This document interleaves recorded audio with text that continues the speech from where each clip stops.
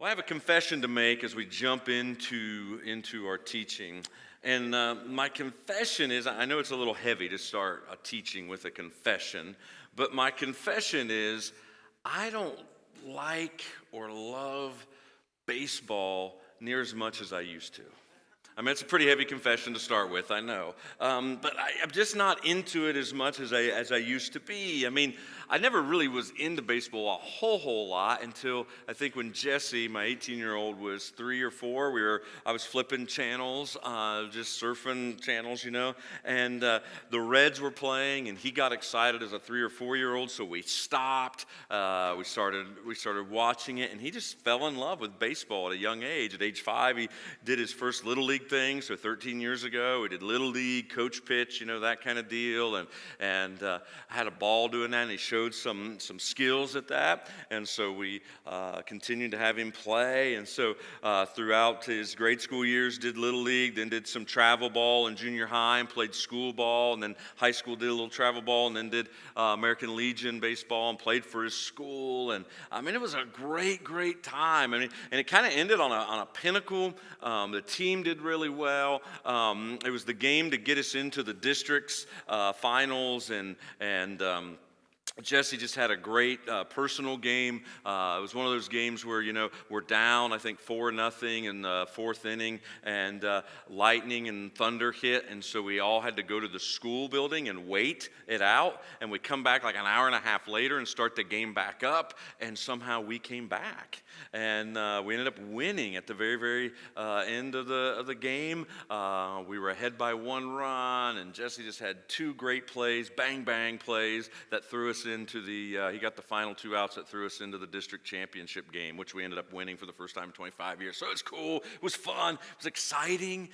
But what I've noticed is that was kind of the pinnacle of my love for baseball. I mean, we've done the cleats, we've done the mitts, we've done, 2, 3, maybe more $100 bats. I mean, there's stuff to buy, there's pay to play fees, right, and all that stuff.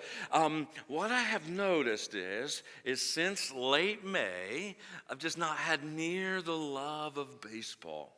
Have you ever had anything in your life that you really loved, or maybe even someone you really loved, and you have seen that wane? Maybe like you were all into gardening, and you had this giant garden, and you were invested in magazines, and you got, a better tiller. I don't have any clue what that would mean, but you got a better tiller, and you're reading the internet, you're watching shows on how to garden better, and you were just all, but for some reason you just quit putting the time or money or energy into it. Now you're not into it, or maybe you just loved car, like you loved having a new car, maybe even you fixed up an old car. You had this beloved, nice new car, or a vintage car, let's say. And you would work on it, you would take it to shows, you'd do all this. And then maybe kids came along, maybe you needed a bigger house, maybe some other expense happened. You sold the car, you've never really had the car or anything like that since. And you think about it in nostalgic ways, like, it'd be cool, but you don't like love it like you used to. Maybe it's education. Like you just thought you were going to be one of those like lifelong students, like in college forever. You just loved it, and but after you graduated and you just didn't get back into it, and the further away you are from that, the further you are away from, tuition payments you are. Maybe it's just that you don't like it as much. You don't even think like you think the thought of going back to school, just like, I wouldn't want to do that. But you used to just love it. What changed? Well, I think part of what changed for me in my love of baseball is I'm not buying tickets to go to games regularly now. No more hot dogs. No more Phyllis burgers at Beaver Stadium. If you've been there and had a Phyllis burger, change your life. No more of that anymore. No more bats, no more mitts, no more cleats, no more, 2.5 hours at least for a game, 3 to 5 times a week, depending on the schedule. Just no more of that. And because of the lack of an investment in that, I think my love for it has waned just in 5 short months. Now, there could be a multitude of reasons of why your love for someone or something would wane. But I think this principle of investment and how investment in something and love for something kind of coincide, I think that's a primary reason often why our love for something wanes. In fact, Jesus taught the principle. He taught this very thing, and we're still continuing our series on generosity. And so go ahead and turn to your Bibles to Matthew 6. And I want to teach and press into this. There's some connection between what we invest in and what we love. And I want us to teach on it because Jesus taught on it. Now, you may be sitting here and you may not be a follower of Jesus yet. You may be curious about him. You may be seeking. For all I know, somebody drug you here. You don't even want to be here, but you're here. And you say, why do I need to pay attention to this? I mean, I don't want to hear a talk about money at the church, and why are you even talking about it? And if you've been here the last few weeks, you understand why. I've said that a few times, that Jesus thought it was important to talk about it because money tends to be something important to us. Again, I'll just say some of the same figures that I said the last few weeks. 2,350 verses in the Bible deal with money. 500 deal with faith, 500 deal with prayer. You would think those would be higher than that, right?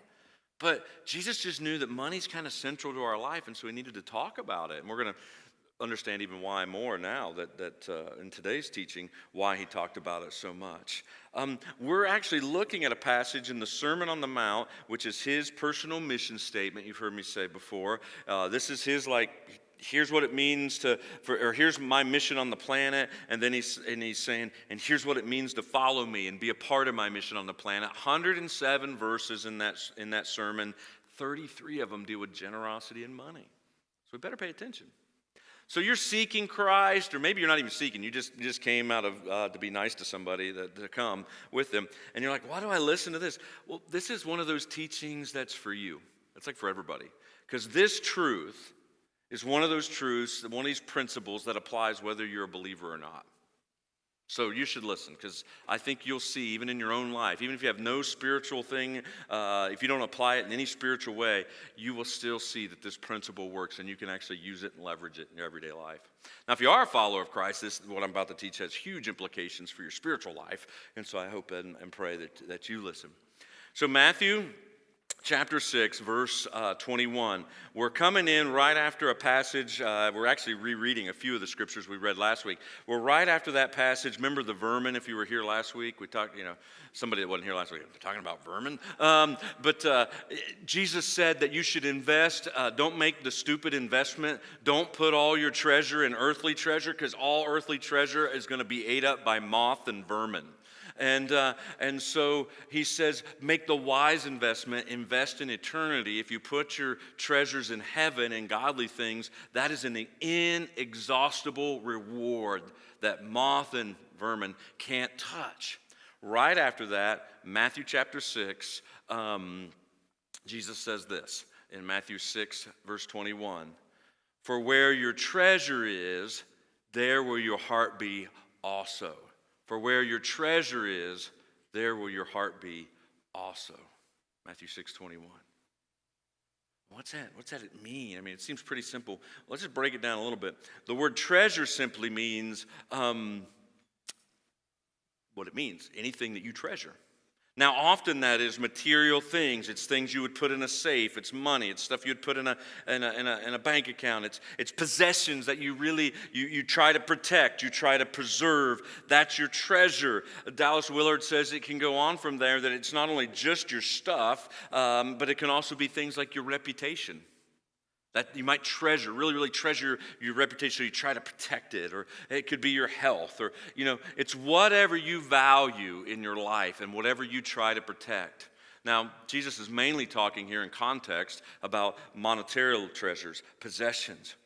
So that's your treasure. Where what you value is, he says, that's where your heart is. So what's your heart? Well, in biblical language, heart means the core of your being. The ancient people would teach your heart's kind of like the center of who you are. It's your will, it's your decisions, it's your emotions, kind of the center of your emotions. It's what you think about all the time. Jesus is saying, where you put your treasure, what you treasure, what you invest your time and money and energy into is an indicator of where the center of your being is at. You get that?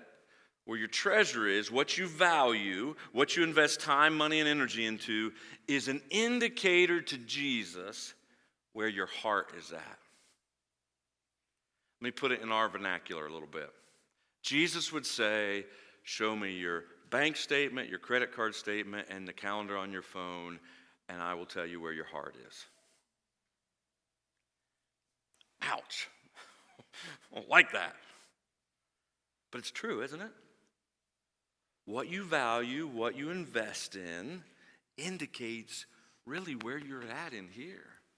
It's a spiritual indicator of where your heart is at. Where your treasure is, there is your heart. I said earlier that I don't love baseball as much as I used to. In fact, here's what I found myself doing more and more often is I actually have begun to like volleyball and cross country a lot more. It's not because I bought tank tops and short shorts, and play the sports. Thank God, everybody's saying. Why? Well, because I have an eighth grade daughter who plays volleyball. I have a 10th grade son that runs cross country and track. And so I've been finding myself going to those events more than baseball games. I buy tickets.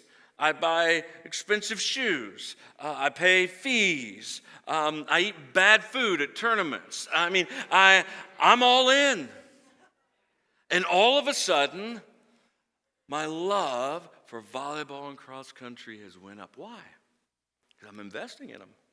I'm putting time. I'm putting gas money and going out to eat when we're far away and paying for them to play and getting them the right equipment so they can play correctly and have a good experience. And because I'm investing in those things, time and money, my heart is going that way. It's an indicator of where my heart is. My love for those sports is going up while my love for the others is waning a bit.